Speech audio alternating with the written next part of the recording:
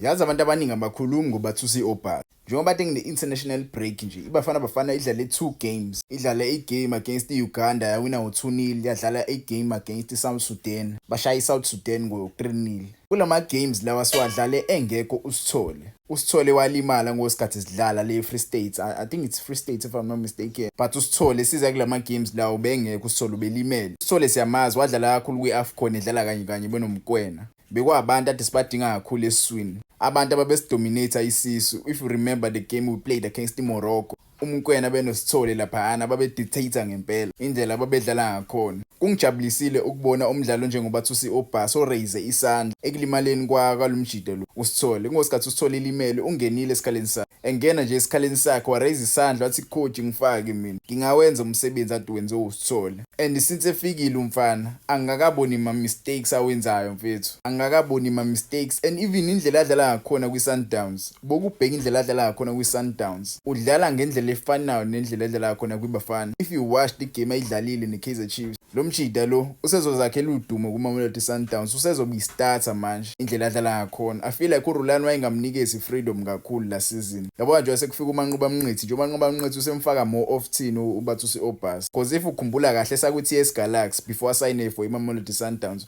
starter for iBafana Bafana. Since waya kwiMamelodi Sundowns last season, ucoach wayengambizi kakhulu Obhasi. Since kuphathelo baba lo uManqoba Mnqithi, ucoach iBafana Bafana useyambiza Bathusi Obhasi because useyambona ukuthi ucoach uManqoba usemfaka kakhulu. Abadlali banje mina bayangijabulisa. Abadlali abaphakamisa isandla bathi mina ngingakwazi ukwenza umsebenzi abadlali mebelimele. Yabo njengoMaswangayi nje, uMaswangayi nawo waphakamisa isandla ekulimaleni kwaThembazwane. uMaswangayi uzovala isikhala. Hayi ngoba esivala nje. Uzama ukukhombisa ucoach uthi coach uma usubheka indlela engidlala ngakhona nami ngiyadeserve ukuba kwi-starting lineup. Yabo ungadlali ubhede kwi-squad because umudlalo ubheda kwi-squad once kwabuya lo mdlalo lo ojwayele ukudlala ngiyosaphinda ungene.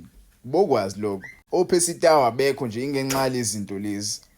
Ovelimoto abekho nje, yabo. Ovelimoto wanikezwe ithuba ukuthi adlale. Waperforma kambi kuleya match leya. Akaphindanga abizwa. Pesitawa. Ngenkhuluma kakhulu kaPesitawa because kulama qualifiers la uPesitawa simbizanga but bukela indlela edlala ngakhona. Sidlala wonke lama games lawa singadliwanga. Sidrawile sawina futhi. So uma umdlalo webhola unikezwe ichance, yabo bekunikeza uchance ube usebenzisa ngempela.